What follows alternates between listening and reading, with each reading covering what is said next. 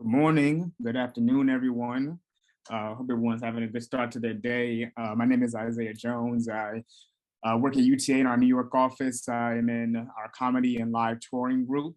I have the pleasure today to introduce Nicole Lynn, one of our colleagues here at UTA. I think some of you probably are very familiar with her amazing success. But for those of you who are not, I'm going to run through a couple of things and then kick it over to Cliff to introduce EYL.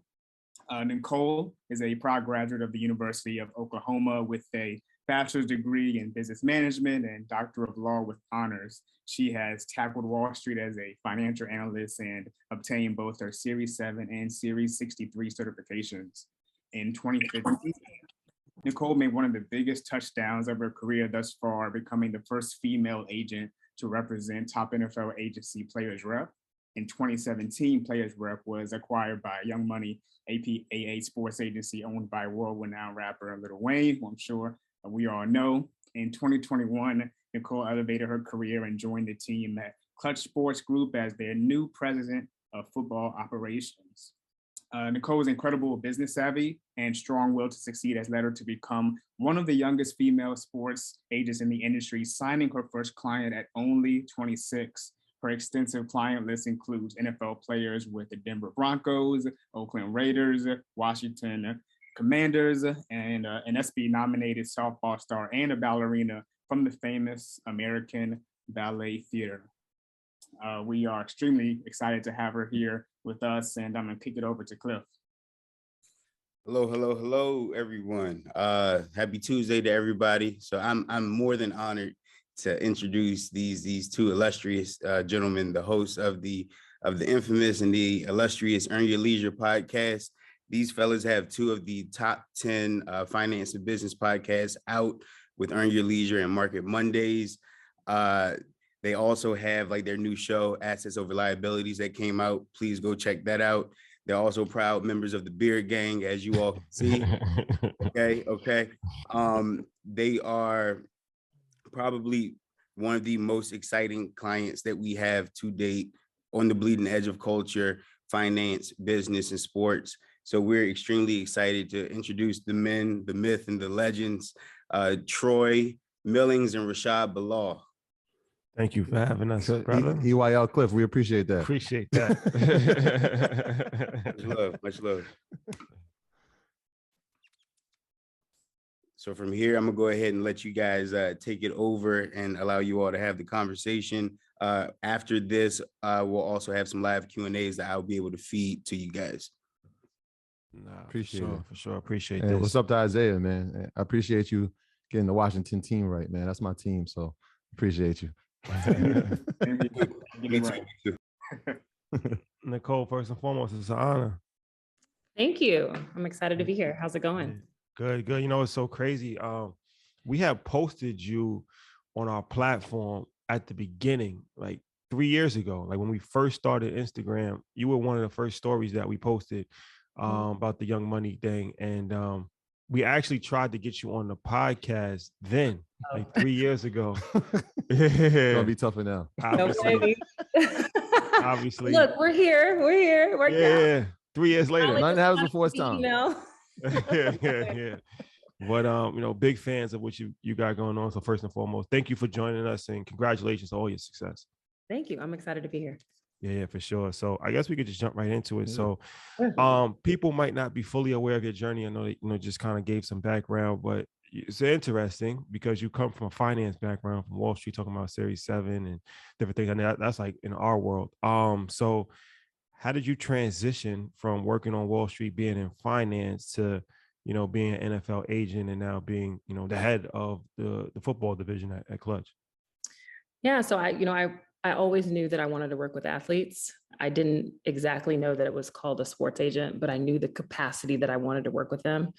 And so I thought that it was a financial advisor. And so I moved to New York City. I worked at this big company called Morgan Stanley. I was actually doing investment banking at the time, but wanted to flip to the financial advisor side. And so I met with the financial advisor, kind of told him what I was interested in. And he's like, you want to be an agent? He's like, you don't want to be a financial advisor. So I was like, really, what does an agent do? And so he's explaining to me exactly what that is. And once I realized I was in kind of the wrong field, I went and applied to take the LSAT probably within like a week, and then applied to law school. Like it was, really quick. In order to be an NFL agent, you have to have a postgraduate degree. So either a law degree or a master's degree. So that's why I ended up going to law school. And went to law school, graduated there in 2.5 years, spent about 8 months at the NFL Players Association before I got certified. And then I started this dual career as an attorney and a sports agent. So I worked at the number 3 ranked law firm in the world, huge international law firm. And then I also worked at Players Rep, which became Young Money Sports kind of at the same time. So I was moonlighting as an agent for about 6 to 7 years before I joined Klutch. Dr. Lynn. Okay. So, I mean, most people, I mean, especially from our generation, when we thought agents, people, we watched Jerry Maguire and we're like, that sounds all right. But what is the actual role of an agent? All right. Cause like most people think like that's the person that gets to meet the athlete and hang out on the sideline. And when it's time to do a deal, like, oh, they'll come around. But what is it, the actual role of the agent? So the actual role, my job description is that I negotiate the contract for the player on behalf of the player with the team. Like that is the box. That is really all my job is. Now, from a day-to-day, it doesn't look just like that. That may be what the job description reads, but it's really me wearing a bunch of hats. So I'm a personal assistant, I'm a travel agent, I'm a friend, a mentor. It could be anything from planning a vacation for an athlete, negotiating an endorsement deal, to being a therapist and talking about mental health. Like really, you're kind of the glue for the player. So it's an everyday thing. So when I'm repping a player, I'm talking to them at least once a day about any and everything. So we interviewed Bobby Wagner. Yes. Great guy. And we know Really a few other players in the league. We know a lot of players in the league, actually. So what's interesting about him is that he does not have an agent. He represents himself. And that's something that's kind of become a little bit more popular nowadays, especially with contracts kind of being set already. It's not really a lot of negotiation. Correct me if I'm wrong. So how do you feel about that, players representing themselves? And do you think that is a trend that will continue? So kind of to your point about contracts being lockstep, that's only in the rookie deal. So veteran deals are not lockstep. You very much have to negotiate everything from the money to the language to the payout. It takes a skill set. There are a few players that represent themselves, but I would say it's not a trend yet. I mean, I could name maybe 4 out of 2,000 players. So we hear the big names, so it makes us think that it's pretty common, but it's still not very common. For me, if a player is able to, right, and they've got the knowledge and the experience to negotiate their own deal, totally do it. I want you to feel empowered. I personally, if I need surgery, I'm not doing my own surgery, I'm going to a doctor, but that's just me. Some people like to Google their symptoms. I like to go to the doctor. So I think it's similar to that. Bobby did a great job with his deal, phenomenal job, but that is not always the case, unfortunately. We've seen some deals that have been negotiated by non-agents, non-attorneys, and they just, are not up to par with the market. So if you can do it, great. What we're paid is such a fraction. And, I pay people what they're worth, and the expertise, I think, is worth it. Was the commission got cut recently? It's like 2% now, something like that? No, it's 3. It's 3. 3%. Yeah. But it was higher than that previously, right? It's always been 3, but they're able to negotiate it down. Yeah. Okay. So we're in Black History Month, and when we talk about history, obviously Black Future Month. Black Future Month as well. Shout out to you. Yeah, because we shout out to you. That's right. Black Future Month, and let's talk about the future, especially for females in sports. Right, we don't really see females as agents, and we're starting to see it now in the training and coaching, but haven't seen many female agents, specifically Black female agents. So what has that journey been like for you? Some trials and tribulations that you've had to face as a Black female in this industry.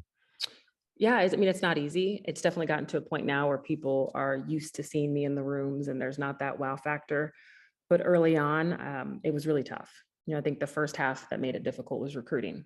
Right? I go into a player's room and I'm talking to dad, and dad is quizzing me on the game of football, like, charging me up. The other aspect of it, I signed my first client at 26. The first player I ever signed was a veteran player who was 25. And so these are my peers. You know, I'm finally aging out of the locker room, praise God. But my age was bigger of an issue than my gender and my race. You know, I think being young was such a trial and tribulation for me. So there's that half of it. And then the second half is dealing with the NFL and being taken serious by the general managers and the scouts and salary cap people. And that took a while. You know, I tell women all the time that excellence is your greatest currency, right? So if you are excellent in everything you do, there will be no one that can question. And so for me, I always work harder than my peers. You know, I'm trying to show up excellent every single day. I want to make it tough for them to say anything about Nicole Lynn. So let me ask you this, because I think there's a lot of college students on this. Of course. Mm-hmm. So let's get into like the education. What are the steps to become an NFL agent? Can you just kind of walk us through like step-by-step process? So graduating from college is a requirement. So MBA is different. This is just NFL. Graduating from college, getting some type of postgraduate degree. So that can be a master's degree. You know, you can go get an online 1-year master's degree, or you can go to law school. You do not have to go to law school to be an agent. I get that question all the time. Do I think it was valuable? Yes. Would I have done it again? Yes, but it's not necessary. Passing whatever master's or JD program you're in, and then you've got to sit for the NFLPA exam. That exam is offered only once a year in July for 2 days. And you have to apply for that exam in January. So you apply in January, you spend like $3,000 to apply. They do this big background check on you, all these references. They're going to do a credit check to make sure you don't have too much debt. I mean, it's a whole thing. And then you sit for the exam in July. The test results come out around October. This year, only 35% of people that took the exam passed. So it's a very low pass rate. And then you're registered. And then every year that you are an agent, you have to pay NFLPA dues, which are around $2,500. You have to pay NFLPA insurance, which is another $1,500. So that's $5,000. $5,000, no players, just to say you're an agent. Mm-hmm. You have to pay a fee in every single state you recruit in. So in Texas, it's $500. In Alabama, I think it's $1,000. You have to get a surety bond in every single state you recruit in. So that's another $1,000 per state. So if I recruit in 5-10 states, I mean, easily we're talking $25,000 a year to be an agent and not have a client. So when people ask me what's the biggest barrier to entry, it's money. People that are agents have money, you know, or they had an investor, which is why I worked this law job for 7 years, because I didn't have no money. But that's kind of the steps. No, that's good information. Yeah, but then, so also to follow up from that, okay, so say somebody wants to, they can do that financially. They pass, they pass it, but they still don't have any clients. So the next step I would assume would be to try to work with an agent to try to get hired by an agency, or do you see people doing it independently and just trying to just get clients on their own? Most young agents are on their own. So I know that we see the big Klutch CAAs of the world. Those are few far in between. There's 900 certified agents. I'd say 800 of them are on their own or in small little agents with a couple groups, like small little groups of agents. Most are not at big agencies. So most are going to be on their own. Yeah. So what led you to the process of choosing players rep? Because I mean, at that point, I mean, I'm a huge Wayne fan, by the way. But at that point, were you trying to find an agency that says, you know what, they're going to value me, or what was that process like for you? Oh, I mean, they were the only ones that answered the phone. Mm-hmm. I probably called 100 agents, tried to get a job with everyone in the business. No one returned my call. The guy that ended up giving me my shot was named Ken Sarnoff. He worked at Players Rep. He repped a bunch of players from OU, and I went to OU, and I was friends with a lot of these guys. And so I kind of leveraged it and was like, hey, I know all your clients. Can you give me 10 minutes? And we got on a call, and he just told me, hey, this is a very terrible business. It's so hard to get in, and you're a woman, and you're a Black woman. Like, he basically was trying to talk me out of it, mm-hmm. which I get it now that I'm on this side. I totally get it. And he said, I get this call twice a week. Why are you different? He's like, what makes you stand out? Why would I give you a shot? I got 100 kids that call me every day. And he's like, if you could get me a meeting with, let's say, LaRaven Clark, and this is a kid at the time that was like this top offensive lineman. He's like, okay, sure, I hear you out. Like, he just named a person. And so I ended up actually getting him that meeting the next day. And then he hired me. So it was one of those weird, just God moments.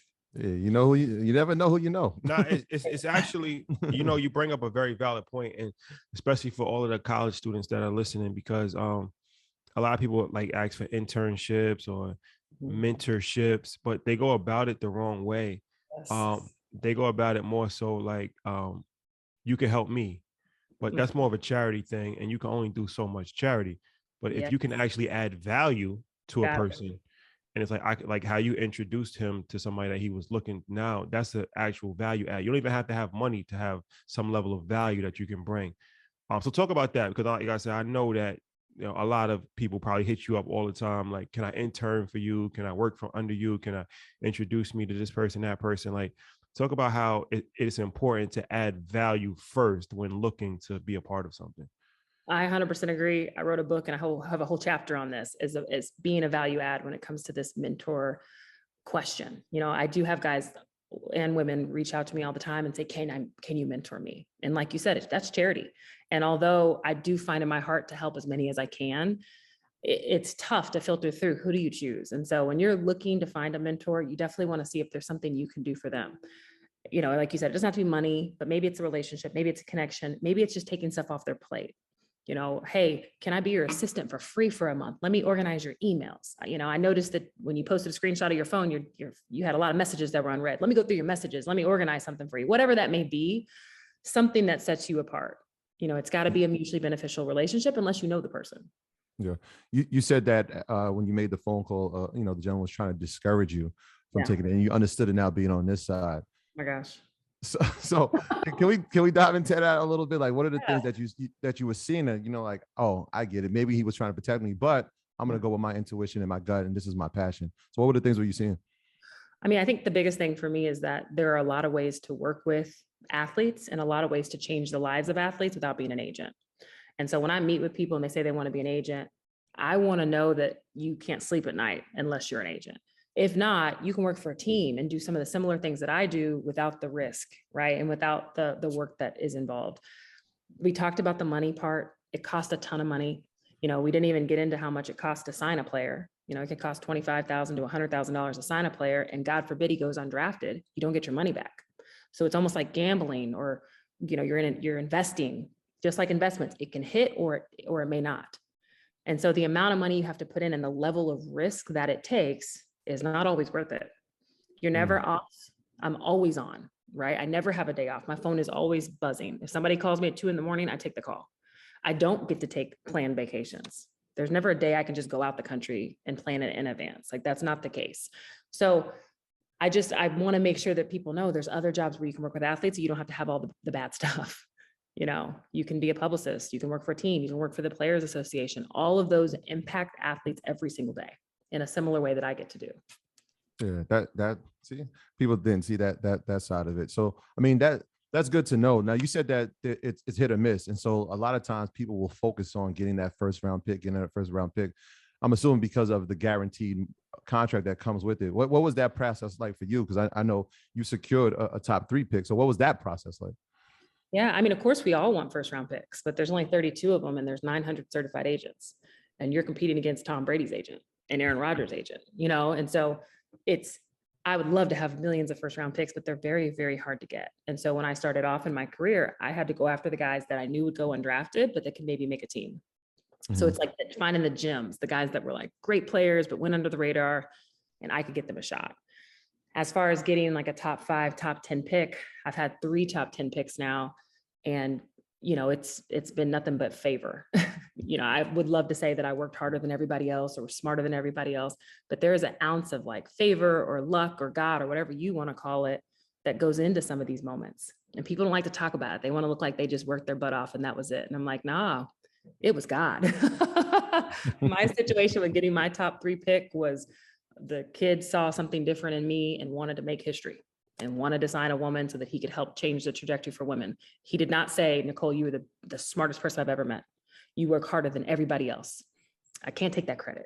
Like, a lot of it was just favor. Yes, I work very hard and I think I'm smart, but there's that aspect. And so that's tough. I can't teach that part, God's plan.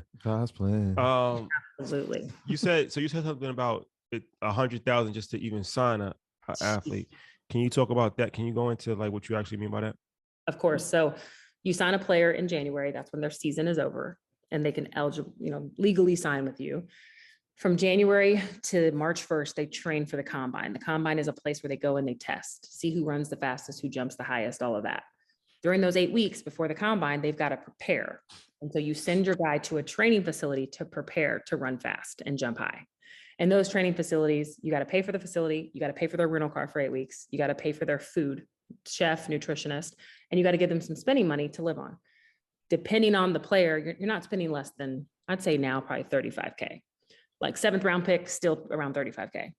And then the stipend is bigger depending on the higher rank of the player. So you could end up spending $100,000 on a client. And if they don't make it or they go lower in the draft, this is not a loan. This is you just saying, I'm investing in you. And then hopefully you make it back. You may or may not. I used to go to IMG Academy. So when I was at IMG, I was in high school, but all of the NFL guys was coming to actually train. So like Byron Leftwich and Eli Manning and all of these guys were down there. And it was cool to see, like, the NFL, they were training going to the combine at that point in time. So I got to see firsthand what you're actually explaining. But then also talk about, what if somebody decides to go with somebody else? Yeah, I mean, it happens. How's that? Like, there's nothing to stop them from changing their mind at the last minute, right? Happens all the time. Or changing their mind when they get into their career after you spend all this money. 300 NFL agents per year switch agents. 300. That's the statistic. There's not a lot of loyalty in our business. That's the other part that makes it really difficult. So every year, 300 are changing their agents. And I've gotten the benefit of that because I have a lot of veteran guys that have switched over to me that maybe went to bigger agents and didn't get the individual attention. But you put all the money and you put all the time, like you said, and then you could lose out on the player at any point in their career, right before they're up for their big second contract that you worked so hard for, right before they're getting drafted, right after the draft. Yeah, I mean, it's emotionally taxing, and your life, your mortgage getting paid, your car note getting paid is contingent on how a 22-year-old feels about you that day when they wake up. Do you know the level of anxiety that you have? Like, the women out there, if you've ever been ghosted, that is nothing compared to getting not after Valentine's Day. No, I know. Let me ghosted on Valentine's Day. Get ghosted by recruits all the time. It's like you're recruiting a kid for 2 years and then all of a sudden they stop texting back. And it's like, what happened? So it's the story of my life is getting ghosted. Yeah. So you said you get players in January. Obviously that's after the college season ends, but I'm wondering now with the NIL rules that are in place, like how that affects your business, right? Because now, I mean, you got kids, and we spent some time this weekend with some of the guys that are, play for some of the Southern California teams that are making 6 figures. And it's like, all right, well, this is different now. So what has NIL done for your profession? The hard part with NIL is that, players can sign as freshmen. And so I think for us, it's as agents, generally, I think we're all trying to decide, do we want to get heavy in the business? Do we want to stand back? The benefit of getting in is that maybe you build this relationship with this kid and then you get him for the draft. But the likelihood of that happening is slim. It's already hard to keep clients as it is, hearing that statistic of 300 guys switching a year, signing a guy at 18 as a freshman and making sure you've kept him happy for 4 years before the draft. It's dangerous. I recruit a kid for 6 months and I'm in too long.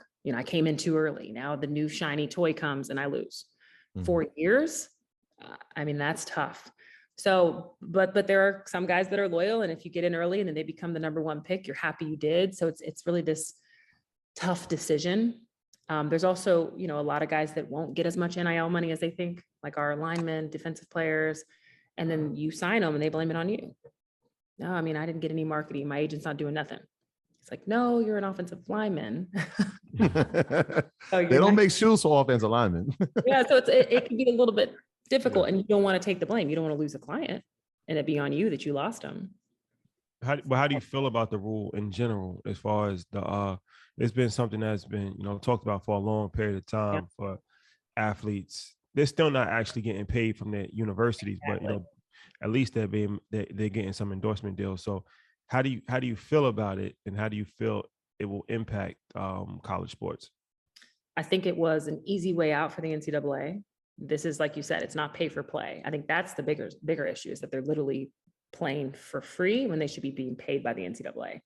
So that's a separate issue that still needs to be tackled. I'm excited that guys are able to benefit off their likeness. There's so many question marks though. Like, I have to remind players, you got to pay taxes on that money. right? And they don't know, they get this $100,000 check and they don't take taxes out like W-2 income. It's 1099. They've got to pay it. They need to have LLCs. They may need to have lawyers. I've seen guys getting caught up in contracts with exclusivity provisions, and now they can't sign anything else the rest of their college career because of this contract they signed. So it needs to be policed in a way that protects the players, and it's just not yet. Mm-hmm. So right now, you're the president of football operations at Klutch. What is your role at Klutch, and on a day-to-day, what does that look like, right? Are you still hand-to-hand with the clients, or do you have a team under you now that works and they do some of the heavy work that you used to do? Yeah, so I represent about 21 NFL players personally. We have, I think, 75 or so at Klutch, and so I still am day-to-day with my guys. We do have a team of people like client services reps, marketing people that work with our players too, that takes a little bit of the burden off of me. But as president of football ops, it's more of just a big picture, right? It's more of me saying, not just my 21 players, but 75 guys, how are we operating as a group, whether that's going to the Senior Bowl or going to the combine or making sure that they're set up for their off-season training. It's more of that logistics for everyone, and just kind of helping lead the division with my partner, Bilbo. So I forget what the exact number is, but it's something like 70% of NFL players file for bankruptcy 5 years after they get finished playing, something like that. Yep. Okay, so now that you are in a position to influence and affect a lot of people, how do you change that statistic? Because you would assume that it would decrease as people make more money, but it really hasn't changed. Even though in salaries increase, it's still kind of the same rate of people mismanaging their money. So what is the core reasons for this, and what are some ways you think that you could possibly change that? Yeah. So I will say one of the biggest lessons I learned getting into this business, because part of why I got in was guys going broke. Me watching guys go from rags to riches to rags. That was why I wanted to get in. And that's why I went to finance, thinking, okay, I'm going to be their financial advisor. And so when I got in, I'm like, no guy's going broke under my watch. Like, I'm going to be on it. And I learned that you can only protect a player so much. I had a player literally go broke. Me, Nicole Lynn, who is so hands-on, and the only reason why I got in this business was for that. And I watched this player go broke. And there is only so much I could do. These are grown men with their own money. And it was such a hard pill to swallow, to know that no matter what you do or what you say, there's certain guys that will slip through the cracks. So my goal is just, if I can help majority, as long as they have the resources, I mean, they've still got to take it. I'd say the main reason why they caught some of the guys go broke is family members. They're paying for everybody and the mama. And then it's little things like living up to certain standards that the NFL has, like away games. The guys wear these suits, right? They all get these suits for 8 games a week, and they spend 60 grand on suits that they only can wear once because that's the rule. Little stupid stuff like that. Statistics show that some of those little things are part of the reason why guys go broke. It's like stuff that it's literally throwing away money. So we shouldn't wear the Cartier glasses. No, that's an investment. That's an investment. Yes. So I'm wondering now, because obviously, crypto is an asset class, a new one for this generation. And a lot of the high profile athletes have been taking portions of their salary in crypto. So, what happens when, one of your clients says, hey, I want to explore this route? What do you advise at this point, right? We saw Odell caught a lot of flashback, and people didn't really understand the terms of it, but like, what do you say to a client that says, hey, I want to explore this route too? I think that's really for their financial advisor. I try to make sure that there's boundaries. I don't manage a person's money. All my goal is to educate them on big picture, like the thought process of money. Similar to me, a lot of the guys I work with grew up broke. And so our thought process and the way we view money is really skewed. So I'm there for that part, but I want to make sure that they have the right people and the experts around them. So I ask them to go to their financial advisor, make sure that they know what they're getting into before they do it. Can't just go with what the trend is. You got to be able to explain to me, hey, this is what crypto is, Nicole, and here's why it's important. And here's why I want to do it. If you can't talk it back to me, then you don't get it. And if you don't get it, your money shouldn't be in it. Have any of Klutch athletes taken salary in Bitcoin or asked or considered Not on it? the football side. No, not on the football side. Okay. There's not a lot of guys in football generally that I've seen, like 3 or 4. Yeah, I know At the end of the Odell. day, it's the same. It's just like getting paid and then you go put your money. I think it's more of a PR moment, if I'm keeping it real. It's like, you could just go get your check and buy your own Bitcoin. Yeah, I think that's what when I was referring to, people don't really understand the terms of the deal. So like when you see Odell do it, or we saw Aaron Rodgers take portion of it, there must be a part of that deal where they're like, hey, if you say this, then it was sponsored by Cash App. Exactly. So it's rumors that Cash App actually paid $1 million up front, more money than they actually received. Yeah. So okay. So more of a marketing deal involved. Exactly. Yeah. You recently wrote a book, right? I did. Agent U. Yeah. Can you talk about that? Absolutely. So, the book is really a self-help book. It's not a memoir. There's pieces of my life, whether it's like growing up or kind of working in the industry, like there's definitely some stories in there, but it's mostly about how to become your own agent. It's not about how to get into sports. I feel like if you're not walking in your purpose, you're just working and living to die. And so I want the younger generation to really figure out what their purpose is, how to be successful in that purpose, and how to really just navigate life. And so that's what Agent U is about. So it's everything from like how to take the jump to chase your dream, to self-care, to thank you, Kelly. I see your message. Back like we never left. Where were we? Right? Where were we? We were here. Exactly. Let's talk about this. I went and got the book while I was Agent U. Agent U. So yeah, you can buy this book anywhere, Barnes & Noble's, Amazon. I believe that it will change your life. Like I said, it's not a memoir. It is a self-help book. And there's action items in it. And I've been working on it. I worked on it for years. So I believe it'll change your life. And it's not necessarily for somebody that wants to get into the field of being an agent. You said it's more for people to advocate for themselves, right? So when you were coming up with the idea for the book and the concept for the book, were you thinking about the young men and women that were, trying to trailblaze in different areas of business and finance or entrepreneurs? Yeah. I mean, all I can think about is, people getting a seat at the table, whatever in their respective industries, how to get a seat at the table. People that look like us don't always have that opportunity. So what is it? What was the X factor for me? That can apply to anybody in sports and finance. If you're an entrepreneur, that's the same thing that I did that others can do. And I really wanted to give the blueprint, because people ask me all the time, how'd you do it? And it's not about getting to sports, but how did you reach your dream job? And I'm like, you can do it too. So I just want to give away the secret sauce. So get your dream job, get your book. There you have it. Hey, So I think we have a few more minutes before we wrap. So I just wanted to ask you some questions. Being around, what is a common denominator? Because like I said, I'm sure there's a lot of young people. So what are the common denominators that you see, whether it's high level performing athletes or being around Rich Paul or being around, anybody? Like I'm sure that there's common themes that you see and that you can give advice for people to actually apply and to become successful. One, obviously, is work ethic.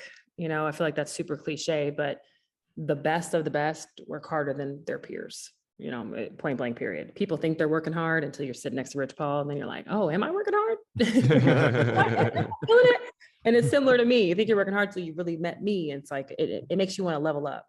I think the second we talked about is excellence, doing and trying to be excellent in everything you do, whether it's a small meeting, making sure you're on time, making sure you have the notes, or making sure that you have more information than everyone else. So like when I'm going in to meet a player, I'm going to know every stat. I'm going to know the kid's birthday. I'm going to know what elementary school he went to. I am going to be excellent in everything I do. And then I think third is people that have really reached this caliber of success are comfortable with losing. And I talk about that in my book. It's like someone that is okay with getting the no. They don't fall down and, slump and get depressed and say, hey, I'm giving up. It's like, no, they're comfortable with losing. They're comfortable with the no. It motivates them to keep going. Powerful. So I know you represent obviously NFL players and just other areas of talent that you represent. Did you ever think of any other professional leagues, or you know what, football's my thing, kind of been my dream job. I want to stay here, dominate this, or are we thinking about expanding NHL, NBA, MLB? So I'm actually certified in the NBA as well. I hate it. I'm not trying to get all spiritual, but I felt like God told me to get certified. I don't recruit in the NBA. I just feel like I'm supposed to have it for a reason. I don't know what that reason is. So maybe on the next podcast in a year or two, it'll all reveal itself, but I am certified in the NBA. And then I represent some pro softball players, So I've had 3 number 1 overall picks in the softball realm, which yes, there is a pro softball league, and I actually represent them for free. And so really for me, my way to give back to women's sports and really find that, try to find that way to have parity in men and women's sports is by making sure that they have an advocate, they have an agent. A lot of them don't. And most of the reason is because they can't afford it. And so I do that for them for no charge. Being certified in the NBA, does that also qualify you for the WNBA as well? I think technically, I don't think there's a certification for the WNBA. Okay. Yeah, I don't think that there is. So what's next for you? You started off as, and there goes Cliff. I had a couple questions too. I have to read out some of the Q&As that we had coming in. That means we're done. Yeah, Come on, Cliff. Yeah, EYL Cliff is hopping in now. All right. Thanks, EYL Cliff. Yeah. So Jalen had a question and was asking, what would you tell what was it that you were telling yourself while you were working in undergrad, and what that process looked like? Like to motivate myself? Yeah. My upbringing was a little rough. And so I think I was very much driven by not going back. It was always like, you are not about to be broke again.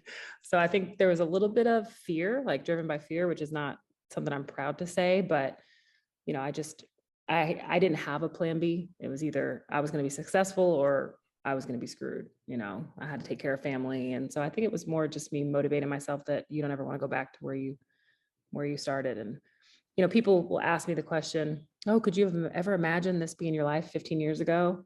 I'm like, yeah, I could. I mean, I just always, and I hope that you feel the same way about yourself and have that level of confidence, but I always knew it was never a question. It's like, oh yeah, I'm a work for athletes. Like I said it so confident, like probably Jay-Z did 30 years ago saying he's gonna be a rapper. Like it was the same way, it's like, yeah, I'm gonna be a rapper. What else? So yeah. Perfect. And this question is for all of you all, for Nicole, Rashad, and Troy, and it's I think it's very important because I think as any of the students are starting to work their way up and understanding the pressures that is going to take and learning how to live with that uncomfortability is also important to, mental health and self-care. So for all of you, what is it that they were asking what you did to make sure that you're, working on self-care? So if there's anything that you all could offer as nuggets for how you maintain that equilibrium, I think that'd be useful for everyone.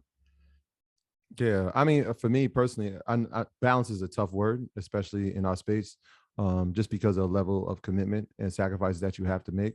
But I guess setting limits, and so for me personally, even having people having access to me, I cut off at a certain point during my day, just because I know that there's a family that's counting on me first and foremost, right? I'm still a husband, I'm still a father, I'm still a son and a brother and an uncle to a family. And so I have limits into what I'll allow access. So trying to create those type of things in my life helps with, I guess, the imbalance that persists. So that would be one thing, just to keep sanity. And they keep you grounded too, right? Like they always you guys are so humble when we meet you. It's like, I'm like, yeah, I got 7 people that live around me that could care less what I'm doing, right? They're like, yo, did you take out the garbage? Can you help me on my iPad? They could care less about somebody's portfolio that you're helping. These people keep you grounded. And so that helps with the, I guess kind of the imbalance of life that we kind of live right now.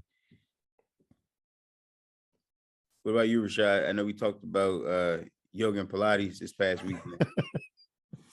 Yeah, I haven't done either in a very long time. But it's difficult. I think Shannon Sharp had a great post where, of course we can kind of romanticize it and say yeah, you can have it all, you could be balanced. And I'm sure some people can, but it's definitely not a balanced life that we're living right now. We travel all the time. It's not a normal, we're not living a normal life. But that's the sacrifice that you have to make if you want to be great. And the people around you have to accept that. And, I wish I could say something a little bit more gentle, like how he just said it. But, right now I feel like, you could either be great or you could be normal. And there's nothing wrong with either one. But if you choose to be great, there's going to be certain sacrifices that's going to be made and certain people are going to suffer from that. Yeah. But while you have time, you should make the time. So whenever I'm in town, I always make the time, go to my son's basketball games and be around my family because that's important to me. but there's a lot of games that I can't make. You know, it's just, it is what it is. Like if we travel and if we're in a different country, I can't make that game. And, you know, other parents can make that game. So that's a sacrifice that he's going to be in a different financial space than I was at his age. And he's going to be able to do different things. So what's more important? And I think for everybody that's in college that's listening, like, you know, you have to make that decision too early, whether that's, you know, it's going to affect your relationship.